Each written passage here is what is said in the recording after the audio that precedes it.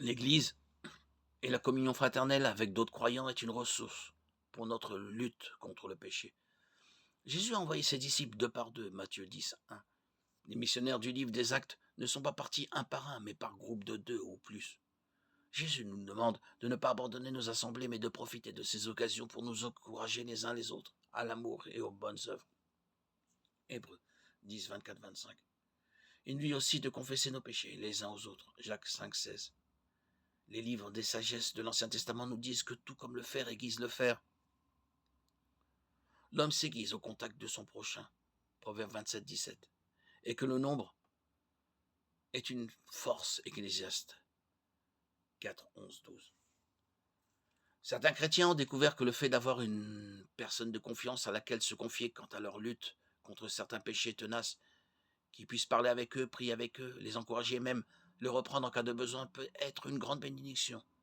Nous luttons tous contre la tentation. 1 Corinthiens 10, 13. Nous confier à une telle personne ou à un groupe peut nous donner la motivation nécessaire pour vaincre même les péchés auxquels nous sommes le plus attachés. Parfois, la victoire sur le péché vient rapidement. Dans d'autres cas, elle prend plus de temps. Dieu nous a promis que si nous avions recours à ces ressources,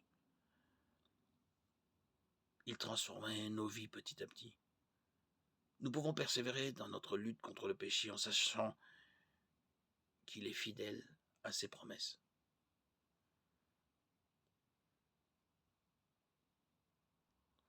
Donc poursuivons notre route sur les pas de Christ, en marchant sur l'esprit, en lisant la Bible quotidiennement, la parole de Dieu qui nous vivifie, nous maintiendra toujours.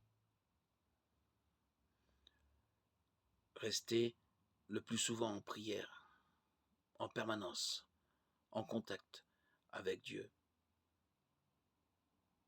sont les clés fondamentales, primordiales,